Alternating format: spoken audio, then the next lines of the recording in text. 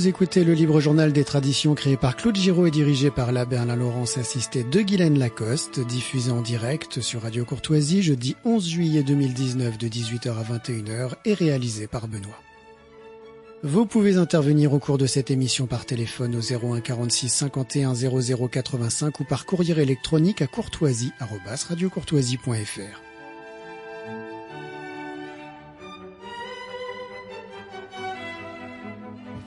Chers amis de Radio Courtoisie, merci de votre fidélité. Au micro, l'abbé Laurence, dans le cadre du Libre Journal des Traditions, assisté techniquement par Benoît, assisté efficacement par Guylaine Lacoste. Merci à tous les deux. Et j'ai la joie de recevoir, comme je l'avais dit, Olivier Aubertin. Et j'ai intitulé notre conversation, monsieur, si vous permettez, En voyage avec Paul Morand. Est-ce que ça vous semble un titre adéquat ? C'est adéquat parce qu'en fait, c'est un voyageur, certes, mais c'est aussi un romancier, c'est aussi un nouvelliste. Mais si on regarde bien ces nouvelles, la plupart de ces nouvelles sont des produits de ses voyages, sont des relations qu'il fait de manière un petit peu exotique en les situant à Madrid, à Helsinki ou dans différents endroits de la planète. Ce qui fait qu'on voyage avec Morand, pas seulement dans ses récits de voyage, mais aussi dans ses nouvelles, mais aussi à Séville, lorsqu'on lit Le Flagellant de Séville, qui est un de ses romans, et aussi quand on lit ses poèmes. Très souvent, ses poèmes sont tous écartelés dans tous les coins de la planète. Alors, vous parlez des récits de voyage, et on peut dire que l'ouvrage que viennent de faire paraître sous votre égide, la collection bouquins chez Robert Laffont, ce sont les récits de voyage. Là, il n'est pas question des romans. Oui. En fait, les éditions de la Pléiade avaient publié 3 volumes sur la fiction, sur les romans et sur les nouvelles. Et puis, il y avait un grand vide. Ce vide, c'était les récits de ville, qui sont en partie dans le tome 1 des voyages publiés par la collection bouquins. Mais il y avait aussi des grands textes qui avaient été oubliés. Je veux dire Rien que la terre, je veux dire Bain de mer, bain de rêve, je veux dire aussi la route des Indes. Et puis il y avait quantité d'inédits et de textes qu'il fallait à tout prix regrouper pour rendre la perception du sens du voyage chez Morand de manière plus forte, plus vive. Et je me suis dit qu'il fallait structurer tous ces documents, tous ces livres en les ordonnant. Et j'ai essayé de faire un livre géographique, ça aurait été insuffisant. D'autant plus qu'il y a des grands thèmes chez Morand, la voiture, la mer, la route, et aussi la planète, la perception d'un monde qui change, d'un monde qui, du fait de la technique, devient une boule. Le monde est une pomme. Et donc, j'ai pris ces grands thèmes, et puis après, malgré tout, j'avais tout de même quelques grands textes à rajouter. Air indien sur l'Amérique latine, des textes sur New York qui n'étaient pas repris, des inédits complets ou des textes introuvables sur Venise, un autre texte introuvable sur une course en voiture sur le circuit de Montlhéry qui était inconnu. Donc, il y avait matière à faire un 2e volume, ce qui fait que maintenant, on peut dire que les éditions Gallimard, avec la collection de la Pléiade, présentent 3 volumes de fiction, et les éditions bouquins, chez Robert Laffont, présentent 2 volumes de voyage presque complets. Il y a encore 2-3 textes à retrouver, mais là, c'est des histoires d'éditeurs. Alors, je dis tout de suite aux auditeurs de Radio Courtoisie, l'ouvrage de Paul Morand, donc, et ce recueil de textes établi, présenté par Olivier Aubertin, s'intitule Bain de mer, bain de rêve et autres voyages, avec une belle préface de Nicolas Destienne-Dorve. C'est chez Bouquin. Alors, comme toujours, chez Bouquin, on en a pour son argent, parce que ils ont un procédé extraordinaire qui permet d'avoir un ouvrage de poche pour pas très cher, 32 €, mais il y a quand même plus de 1000 pages. Et en plus, ça tient. C'est-à-dire que ça ne se décolle pas dès qu'on l'ouvre. C'est remarquable. Et vous aurez noté, monsieur l'abbé, que la finesse du papier est tel que maintenant vous pouvez faire un peu de ménage dans vos rayonnages, parce qu'en fait le nombre de volumes accumulés dans ce livre permet de ranger un peu sa bibliothèque. Ah oui, ça là il faut avouer, c'est la technique comme on l'aime, c'est ce qui fait avancer les choses comme dans le bon sens. Alors question, vous avez parlé de Séville, du flagellant de Séville, alors qui est connu sur Radio Courtoisie grâce à la propagande éhontée d'un de vos amis, qui est aussi le mien, Antoine Delacoste, pour ne pas le nommer.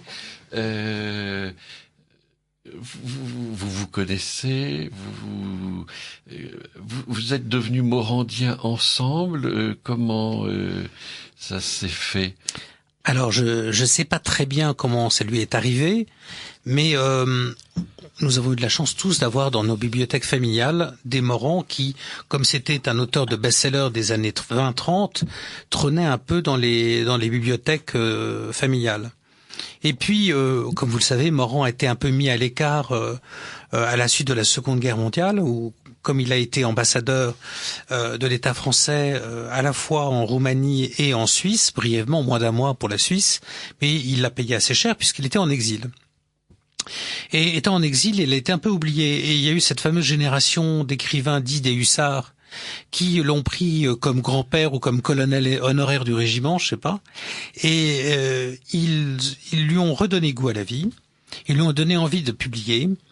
Et c'est un autre Morand qui est sorti, un Morand plus meurtri, un Morand plus réfléchi, moins spontané, moins adepte de la technique et de la modernité, un Morand qui avait certainement mûri, qui était moins innovant dans le style, qui était moins percutant dans les images ramassées ou dans le côté staccato de son débit. Mais en revanche, la beauté des images, l'œil était toujours là. Et en même temps, il avait pris du recul par rapport au monde, et c'est un peu ce qu'on aime un peu tous chez les écrivains lorsqu'ils deviennent un peu moralistes. Et son recul a fait de cette seconde partie de son œuvre, ou de son Nouveau Testament, on peut dire, une œuvre de qualité qui complète très bien l'excentrique qui est passé du dadaïsme, qui a frôlé un peu le surréalisme, et qui était un homme optimiste, qui croyait en la vitesse, qui croyait que l'avion bouleversait le monde. Il le bouleversait vraiment, mais pas de la manière dont il l'attendait, et qui est devenu beaucoup plus critique. Est-ce qu'on peut dire qu'il passe de l'homme pressé à l'éloge de la lenteur? Alors, l'éloge de la lenteur, c'est Larbaud qui l'avait écrit et qui avait répondu à son éloge de la vitesse. Et effectivement, il a certainement compris que son éloge de la vitesse était un peu trop provocateur, un peu trop facile, et que il fallait, dans les voyages comme dans la vie, savoir aussi s'insérer dans le paysage, vivre avec les gens, les découvrir vraiment au lieu de les survoler, au lieu de passer en vitesse, qui est le problème du tourisme moderne. Et tout comme dans la lenteur, savoir goûter les êtres et les choses. Alors, vous disiez tout à l'heure, et c'est ce que vous écrivez dans votre avant-propos, vous dites l'œil. Est-ce que vous pouvez nous préciser ce que ça représente? Il est lui-même le fils d'un amateur d'art, de tableau, et vous dites il a l'œil. Qu'est-ce que ça veut dire? C'est assez rigolo de dire qu'il a l'œil, parce qu'en même temps, c'est un homme qui, quand on lit Venise, ou quand on lit ces textes de la seconde partie de son œuvre, c'est un homme qui critique la manie des photographes. Manie qu'on voit maintenant tous quand on va dans des musées, qu'on voit des gens accrocher leur téléphone pour prendre une photo. Et il disait, tous ces gens n'ont-ils pas Dieu? Tous ces Leica, tous ces Zeiss, à quoi ça sert? N'ont-ils pas Dieu? Et effectivement, je pense qu'il a été... son œil a été aiguisé et entraîné par son père, qui était dramaturge, qui faisait des projets pour des pièces de théâtre, qui lui a présenté Sarah Bernhardt, mais aussi toute la bande des Anglais qui vivaient à Paris, comme Frank Harris, comme Oscar Wilde, etc. Et qui lui a fait goûter le plaisir de saisir l'instantané par le pinceau, par le crayon, de savoir s'arrêter et saisir le moment. Et ça, évidemment, ça n'a rien à voir avec la vitesse. Oui. Et son père l'emmenait régulièrement à Venise tous les ans et sur les lacs italiens, et il partait toujours avec son chevalet. Et il peignait, et son fils était à côté de lui, il le voyait peindre. Et je suis sûr qu'une partie de sa sensibilité, parce que il a une palette linguistique, de vocabulaire qui colle à la palette chromatique. Il est capable de parler de gorge de pigeon, il est capable de qualifier des tonalités et en matière de couleur. Et c'est quelque chose d'extraordinaire. Avec toutes les nuances. Avec toutes les nuances. Et vous parlez de Morand peint. Ça, je l'ai découvert grâce à vous. Il a peint Proust sur son lit de mort. Oui, on connaissait les photos et les dessins qui ont été faits de lui, mais on ne savait pas que Morand est arrivé. En fait, Morand était très proche de Céleste, car en fait, en dépit de ce que certains disent, Morand était un ami fidèle et très fidèle de Proust. Et en dépit de une ou deux fâcheries qu'ils ont eues tous les deux, il l'a accompagné jusqu'à la fin. Et Proust l'a même écrit, et c'est ce que Céleste raconte dans ses mémoires. Et dès que Proust est passé, Céleste, après les médecins et la famille, a appelé Morand. Et Morand s'est précipité, et il a fait un croquis, une esquisse, qu'il a envoyé à sa femme. Et à cette époque, je crois que c'était sa future femme. Il n'était pas encore marié, et il a croqué, si je puis dire, Proust sur son lit de mort. Et ce dessin et cette lettre a été retrouvé récemment dans les archives de la BN, et il a été publié dans la revue des amis de la BN tout récemment. Et ça, grâce à vous, on peut le voir. Une question que je me posais aussi, c'était autant la phrase de Proust est très longue, chargée, beaucoup d'incidentes, et il y a une analyse d'ailleurs du style de Proust dans une forme d'entretien télévisé que Morand a accordé. Autant Morand m'a l'air beaucoup plus serré. Vous m'avez dit de staccato. Céline avait même parlé de jazz. C'est pas du tout la même chose. Comment est-ce que vous expliquez cet intérêt de l'un pour l'autre? Parce que quand je dis intérêt, il faut savoir que Proust n'avait pas hésité, et c'est ce qu'il raconte dans cet entretien, à rendre une visite à Morand en 1915 à minuit, le réveillant purement et simplement. Comment expliquer ça semble tellement antinomique. Je pense que Proust était resté un jeune homme, et que le plaisir de savoir que des jeunes pouvaient apprécier son œuvre, et notamment Morand aurait dit que c'était aussi fort que Balzac. Et ça, évidemment, pour Proust, c'était extraordinaire. Et il a voulu à tout prix le rencontrer. Plusieurs amis avaient confirmé que Morand était un jeune homme charmant, délicieux, entreprenant et écrivant. Et il est venu spontanément le voir parce qu'il n'y a pas d'heure pour les braves. Et Proust, vivant la nuit et ignorant un petit peu la pendule, il s'est précipité spontanément comme un coup de cœur. Alors, on essaie de cerner un petit peu cette personnalité, ce style. Vous avez parlé de l'œil, Céline parlait du jazz, et je vois que votre préfacier lui dit tireur d'élite. Alors, en quoi on peut trouver chez... alors, je dis bien que votre préfacier, c'est Nicolas Destienne-d'Or.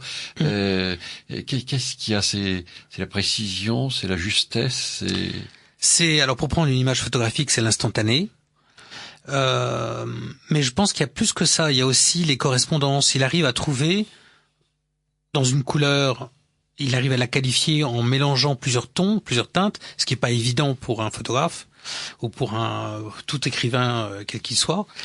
Et aussi, il faut dire que au moment où Proust dit qu'il jase, c'est l'époque où Morand parle de la vitesse et de la voiture, et il n'hésite pas à faire s'entrechoquer les images, les situations.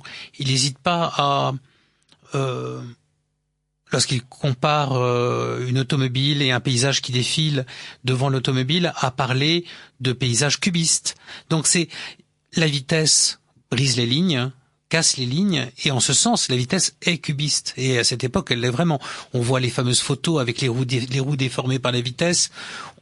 Proust lui-même raconte lorsqu'il parle des voyages de Méséglise, que le paysage se transforme, mais là c'est un voyage en carriole ou en calèche, tandis que Morand, ce sont des voyages en Bugatti ou en voiture rapide, peu importe, et où là effectivement le voyage se transforme. Donc en fait, le jazzé de Céline, c'est le Morand des années 30. Le tireur d'élite d'Essiendorf, c'est le Morand spectateur du début et de la fin. C'est-à-dire c'est un esprit extraordinaire, un vocabulaire excessivement riche, et donc qui permet de qualifier tout de suite, ce qui fait que son tir il est encore plus brillant. Alors, est-ce qu'on peut faire parler une seconde Morand? Donc je vais demander à Guylaine de nous dire un petit peu qui nous sommes et où nous sommes. Chers auditeurs de Radio Courtoisie, vous écoutez le Libre Journal des Traditions. L'abbé Alain Laurence reçoit Olivier Aubertin, qui présente une toute nouvelle parution aux éditions Bouquins, chez Robert Laffont, dans la collection Bouquins, Paul Morand, Bains de mer, bains de rêve et autres voyages. Merci beaucoup, Guylaine. Comme je le disais, plus de 1000 pages, 32 euros et disponible partout. Est-ce que je peux vous faire réagir? Vous disiez, à la fin, il devient moraliste. Et il y a un texte qui s'intitule justement Morale de Paris. Et je voudrais lire juste la fin. Et puis, que l'on entende un petit peu ce style qui est extraordinaire. À Paris, les coups se portent au-dessous de la ceinture. Les chansons satiriques naissent dans les caveaux. Les nouveaux films, pour les voir, il faut descendre plusieurs étages sous la chaussée. Le prix qui sera le soir même donné à un roman inédit, et plus encore le sort d'une pièce, la destinée d'un futur emprunt, le cours d'une action à l'ouverture de la bourse, une campagne de presse sortant on ne sait d'où, une mode ridicule qui débouche en trombe, une haute renommée renversée par ce monstre, l'opinion, tout cela passe. D'abord par ces fils souterrains du téléphone qui empruntent la voie des égouts. La police, aux écoutes, n'en perd pas un mot.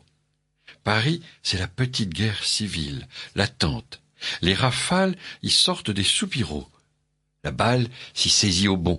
Le joueur, sur le point de marquer l'essai, s'y fait plaquer au sol. Les plus beaux palais y sont construits avec les pierres les plus dures, roches tarpéiennes, ou celles de Sisyphe, ou de Charybde et de Scylla. Paris est une ville d'inquiétude, comme Londres de léthargie, de bavardages invisibles, de gags à ras de terre, de crocs en jambes, de savoir-faire, de soufflets qui ne doivent pas attendre, aussitôt dégonflés que hors du four. Ville qui a gagné en vivacité ce qu'elle a perdu en douceur de vivre. Ce que je cherche en vain à réveiller, non pas en moi, mais dans Paris même, c'est l'air léger d'autrefois. Une aisance transparente qu'on n'y retrouve plus. Tout y est plus commode, mais à l'étroit. Il faut gagner ce tout à la sueur de son front, même le plaisir, rien ne vous est donné. J'allais être ingrat. Paris m'a donné la vie. C'est un texte admirable. Je trouve que, comme vous disiez, la richesse des mots, il y a des rapprochements extraordinaires, des suggestions, la police aux aguets, les fils de téléphone qui passent par les égouts, mais les égouts c'est pas simplement les tuyaux d'en dessous, c'est aussi moralement ce qui est dégoûtant. Mais c'est assez rigolo parce qu'en vous écoutant le lire, ça m'a fait penser, il y a un texte de Baudelaire sur la rumeur qui monte, qui passe par les escaliers, qui se déplace à tous les niveaux, et je suis sûr qu'il y a pensé lorsqu'il l'écrivait parce que c'est assez proche. Mais ça m'a fait penser aussi à autre chose quand vous parlez de l'art de vivre et la douceur de vivre. En fait, Morand est un homme qui a connu le 19e siècle retardé. Et c'est en ce sens où on dit souvent que Proust n'est pas un auteur du XXe siècle, c'est un auteur du XIXe siècle. Et comme si le XIXe siècle se fermait en 1914 ou en 1917. Et que Proust, contrairement à ce que l'on pourrait croire, c'est aussi l'opinion de Gracq, est un auteur du XIXe siècle qui ferme les salons, qui ferme ce monde. Et Morand a connu ce monde qui a été même un petit peu prolongé dans son milieu d'ambassadeur. Il vivait dans un univers un peu ouaté, un peu clos, mais lui était un homme du XXe siècle, puisque les voitures, la modernité, le cinéma, la photo brisaient les lignes et brisaient tout ce vieux monde. Mais régulièrement, par intermittence, il y a cette nostalgie d'un monde qu'il a connu enfant, c'est-à-dire un monde d'esthètes qui était ceux de son père, un monde qu'il a connu dans les salons bien sans Proust, puisqu'il fréquentait d'autres salons que ceux de Proust, et celui raconté par Proust, et aussi le monde des ambassades. Mais c'est un monde qui est mort dès 1914-1917, mais les ambassadeurs ne se rendent pas compte. Une action retard dans la diplomatie. Et alors, vous citez dans votre avant-propos qui s'intitule donc Toute la Terre, qui est très très intéressant. On voit votre connaissance. D'ailleurs, j'aurais une question là à vous poser, mais tremblez. Vous citez Jean-Louis Bory qui parle de mélancolique survolté. Est-ce qu'on pourrait dire qu'il a été survolté, qu'il est devenu mélancolique, ou qu'il reste toujours mélancolique et malgré tout survolté? Je pense qu'il reste toujours mélancolique et survolté. Il est mélancolique même lorsque il s'amuse à raconter qu'il se peigne à Yokohama ou à Hong Kong, parce qu'il a la nostalgie de Paris et d'un monde beaucoup plus, ce monde de la douceur de vivre. Et il est aussi mélancolique lorsqu'il est mis à l'écart, vivant en exil en Suisse, vivant à Tanger, allant de temps en temps à Séville pour écrire et puis pour goûter la vieille Europe, et encore plus survolté et mélancolique lorsqu'il veut à tout prix avoir l'Académie, et que ce ne sera qu'au bout de la 3e fois qu'il l'obtiendra. Donc il sera mélancolique à répétition et survolté à répétition parce qu'il veut à tout prix accéder à son fauteuil. Et le général de Gaulle de guerre lasse va dire, ah oui, il sera académicien, enfin, oui. Il sera pas, c'est ça. Oui, après avoir fermé la porte quantité de fois. Quantité de fois, oui. Non, c'est sûr que c'est assez, ça peut donner une certaine amertume. Enfin, on comprend. Oui, la question que je voulais vous poser, c'est un ouvrage comme celui-ci, c'est une vie de lecture. Vous avez trouvé, d'ailleurs à la fin, vous remerciez quantité de libraires, de rabatteurs extraordinaires qui vous ont trouvé des textes inédits. Mais ça veut dire qu'il faut passer toutes ces soirées avec Morand. Comment ça se passe? Oh non. De temps en temps des matinées, mais pas des soirées. Non, mais effectivement, il faut que les auditeurs sachent qu'il y a énormément de textes très rares qui ont été rassemblés, qui étaient inconnus d'un peu partout, comme quoi souvent les éditeurs sont paresseux. Et en fait, c'est le produit de ce que les bibliophiles appellent la Chine, c'est-à-dire c'est une sorte d'artefact de la chasse. C'est une petite chasse. C'est le matin, le samedi matin, vous allez voir des libraires qui ont des vieux numéros de vieilles revues, et lentement, vous connaissez vos textes et vous savez à peu près où vous devriez les trouver. Mais il y a encore des textes introuvables. Ah oui. Est-ce que vous pouvez dire, puisque vous avez votre exemplaire sous les yeux, quand on se procure cet ouvrage, où est-ce qu'on est emmené? Enfin, dire vraiment, vous avez parlé de Venise, vous nous parlez de Séville, mais dites-nous un petit peu, et peut-être pouvez-vous vous arrêter en disant, ah, ça c'est un texte inédit, ou ça c'est très rare, ou ça j'ai du mal à le trouver. Alors, disons, il y a trois ou quatre textes très connus, qui sont évidemment Rien que la Terre, La Route des Indes,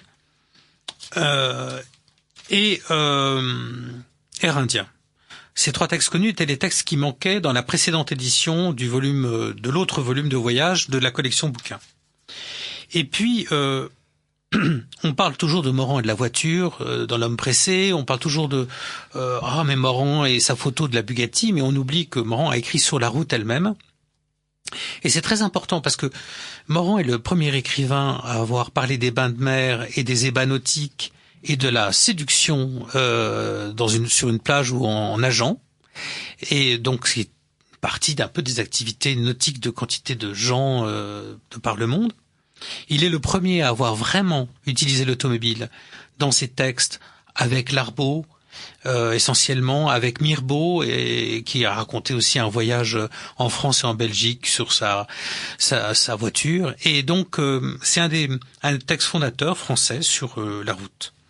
Alors il y a Le Monde est un bain de mer. Alors Le Monde est un bain de mer, il vous promène du Portugal en Grèce, en Angleterre, en Belgique, à Tanger, en Corse, en Sicile, en Sardaigne, dans les îles.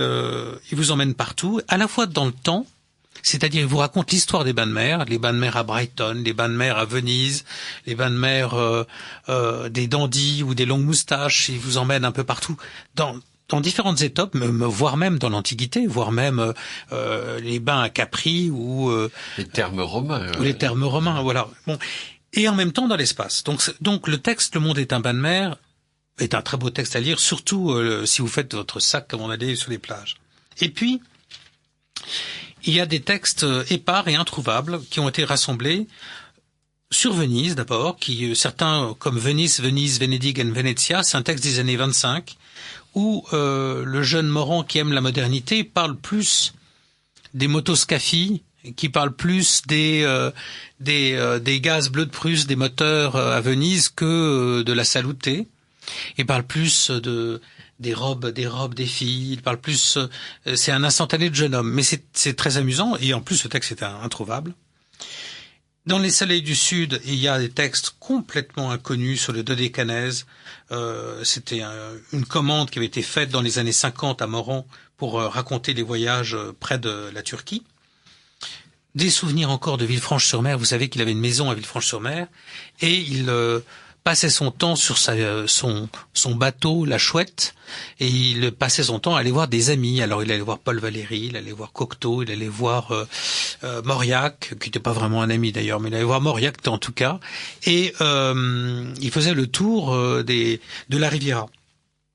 Il y a toute une série de textes extraordinaires sur l'Autriche musicale, celle de Salzbourg. Il y a un très beau texte sur Bayreuth, des années 25-26, où on voit cette Allemagne en décomposition, en recomposition, avec des nostalgies orientales un peu troubles.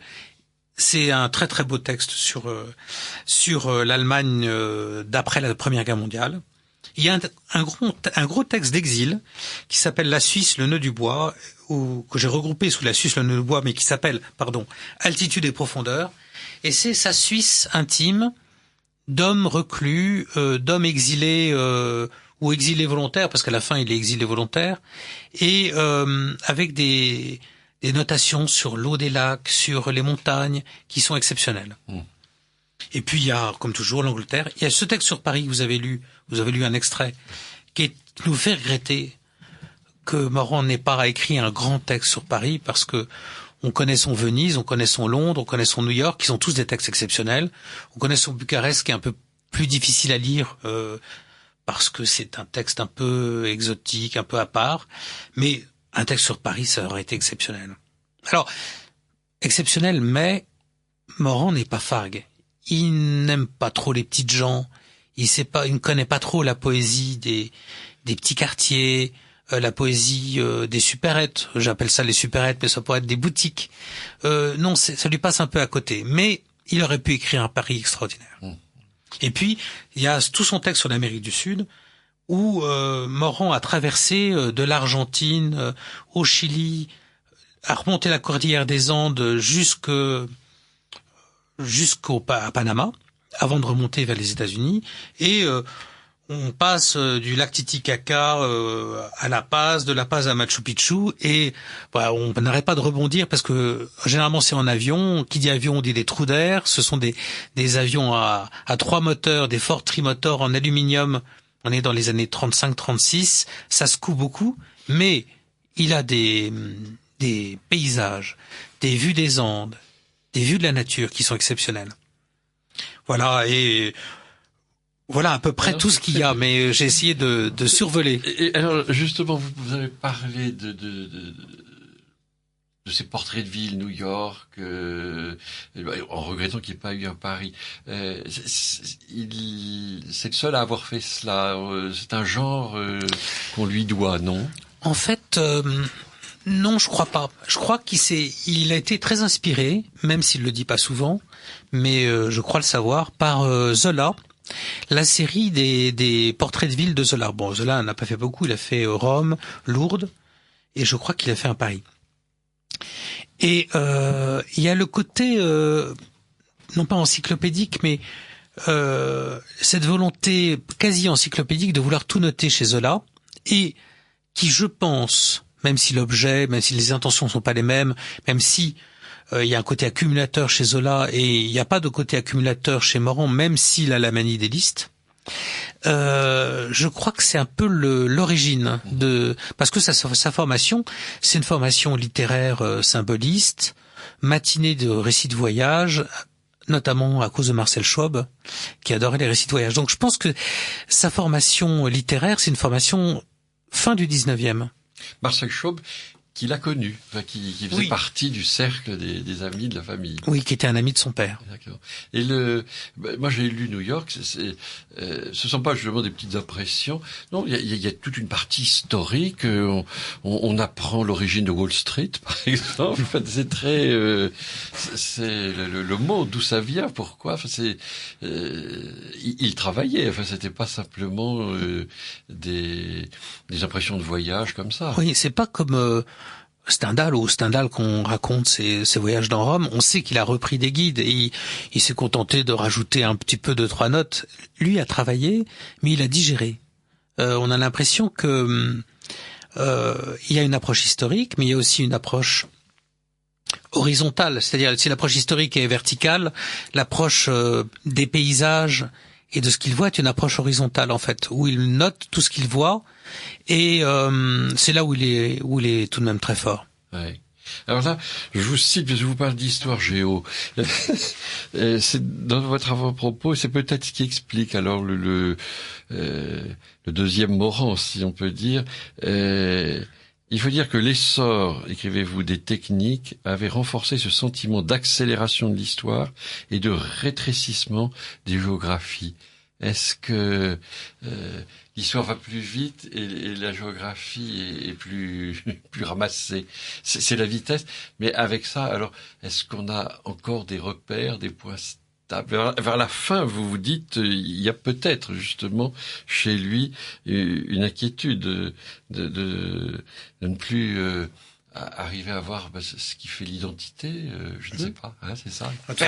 Tout à fait, la perte d'identité. Et on dit que très souvent des observateurs un peu rapides pourraient croire que sa vision est passéiste simplement parce que le voyage était réservé à une élite dans les années 20 ou 30. Et je pense que c'est pas le sujet du tout. Le problème qu'il y a chez Morand lorsqu'il parle de la fin du voyage, c'est qu'il comprend très bien que le changement de tempo et l'industrialisation du process et la marchandisation du voyage fait que le voyage change complètement de genre. Il y a un magazine qui parle de l'horreur touristique. Il y a un auteur, Roberto Calasso, un Italien, qui a publié tout un livre là récemment sur le voyage. On sent que le voyage, qui était avant un détail dans l'économie mondiale est une économie du voyage maintenant. Le tourisme est une économie, l'aéronautique est une économie. Et en fait, le monde a basculé, c'est-à-dire que le voyage n'a plus rien à voir. Et le tourisme, ce n'est plus le voyage. Non, vous avez tout à fait raison. Il y a des villes, il y a des îles. Moi, je viens de l'île de la Réunion, qui vivent du tourisme. Autrefois, on vivait de la canne à sucre. Maintenant, on vit des touristes qui sont déversés par il y a tous les hôtels qui vont avec. Il y a tout ce qu'il faut. Pour ça. Et certains même n'hésitent pas à dire il faut reconstruire Notre-Dame parce qu'il y a les Japonais, parce qu'il y a les Chinois. Il faut qu'ils puissent voir. C'est vraiment un impératif économique. C'est ça. Ils ne voient plus. Ils ont oublié que c'est un lieu de culte, voilà. C'est un lieu de piété. Et alors, c'est assez curieux. Morand pouvait laisser croire dans les années 20 qu'il était un adepte de la modernité et qu'il oubliait cet aspect-là. Et c'est ce que quelque part, Larbaud lui a fait sentir à plusieurs reprises lorsqu'il a écrit L'éloge de la lenteur, lorsque lui, ses voyages étaient des voyages en le cœur de l'Angleterre, mais il cherchait des petits comtés où il s'immergeait, où il vivait sur place comme les locaux, si je puis dire, et non pas comme un touriste pressé qui accumule des instantanés pour partir. Et il y a 2-3 voyageurs dans la littérature des années 20, comme Ségalen, comme Larbaud, qui ont compris que les premiers réflexes de Morand étaient faux. Ils lui ont fait sentir. Et je pense qu'il l'a compris vite. Et ça, vous l'indiquez à la fin de votre propos. Vous parlez justement, Morand, le mélancolique, s'est saisi de crayon pour retenir les couleurs. Il sait que dans ce monde rétréci, il ne nous restera peut-être que cela. C'est déjà ce qu'il pressentait en 1931. Et là, vous le citez, un jour viendra peut-être où il n'y aura même plus d'Orient et d'Occident, mais une seule misérable nation terrestre, interrogeant l'espace planétaire à coups de signaux lumineux. Ça m'a l'air prémonitoire. J'ai bien peur. Je voudrais pas gâcher la soirée des auditeurs, mais j'ai bien peur. Mais on a un peu ça, c'est-à-dire que vous avez les gens qui font l'Europe en 8 jours grâce à des tours opérateurs, mais comme ils vont faire après, je sais pas, l'Indochine. Mais pour terminer quand même sur une note plus sympathique, je reviens là au style qui est la préface de Nicolas Destiendorf s'intitule « Un homme bien élevé ». Alors il explique, enfin il justifie en un paragraphe cela, je le lis et je vous demande comment vous le comprenez vous. Morand a la pudeur de n'admettre personne à l'atelier. Le lever à l'aube, l'angoisse du mot juste, la douleur d'une phrase qui sonne mal, le désarroi, le doute, tout reste à l'écurie. Morand aime trop la beauté du sport pour nous convier au vestiaire. Et puis, il y a son éducation bourgeoise, cette courtoisie dont il ne cessera de déplorer le crépuscule, qui prend toujours le dessus. Ce n'est pas du conformisme, c'est du respect et de l'élégance. Morand est bien élevé. C'est-à-dire qu'on ne conduit pas les invités à la cuisine. Alors c'est assez curieux parce que Morand est un individu double, comme beaucoup de personnes. Et ça me fait penser à Proust. Proust aimait Morand, homme bien élevé, des ambassades, des salons, donc et en même temps un homme confiant, optimiste. C'est en ce sens qu'il disait vous ressemblez à Fabrice. Mais de la même manière, il lui disait vous ressemblez à Mosca. Vous êtes à la fois Fabrice et Mosca, parce que et il lui reprochait d'être un homme brutal, blagueur, provocateur, pas se moquant de tout, mais étant capable d'être un peu un fracasseur d'idoles. Et ce côté double de Morand intriguait Proust et le fascinait. Et je pense que c'est une chose qui explique certaines des fâcheries entre deux, c'est que ce caractère double fascinait Proust, mais en même temps l'agaçait parce que parfois c'était assez dépend. Lorsque Morand faisait un poème se moquant de Proust ou l'interrogeant sur à quelle raout allez-vous la nuit, etc., se moquant de sa vie nocturne, Proust a été un peu froissé. Et en fait, parce que Morand, qui aimait Proust d'un amour sincère, ne pouvait pas s'empêcher de le taquiner ou de le griffer un peu. Mmh.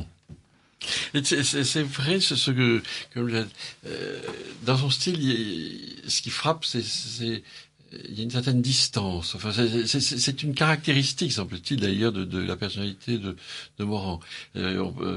Certains disent qu'il est peut-être un peu sec, ce qui n'est pas vrai, mais il y a une distance. Ça, vous avez raison, je dirais, ça touche plus à l'homme qu'à l'écrivain.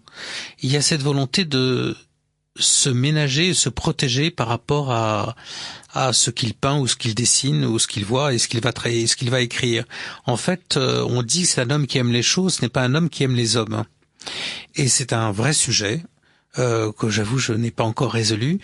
Mais c'est un homme qui aime tellement le monde qu'il ne s'attarde pas trop à l'humain. Et c'est la fragilité ou la faiblesse de cet homme, mais ça fait aussi de lui un très grand écrivain. Alors, je redis aux auditeurs de Radio Courtoisie, Paul Morand était Bain de mer, Bain de rêve et autres voyages, édition établie et présentée par Olivier Aubertin aux éditions Robert Laffont dans la collection Bouquins. Et comme je sais que non seulement vous êtes l'ami d'Antoine de Lacoste, mais que vous êtes aussi celui de Jacques Le Tertre, que nous avions reçu ici avec Antoine, bien sûr, Antoine de Lacoste. À quand un hôtel littéraire Paul Morand?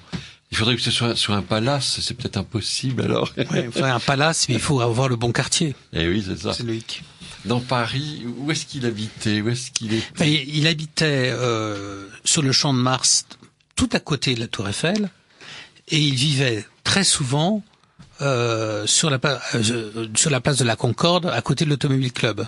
Oui. Donc il faut un endroit avec une tour ou un pic, quelque chose, et en même temps un quartier, soit le 7e, soit le 8e.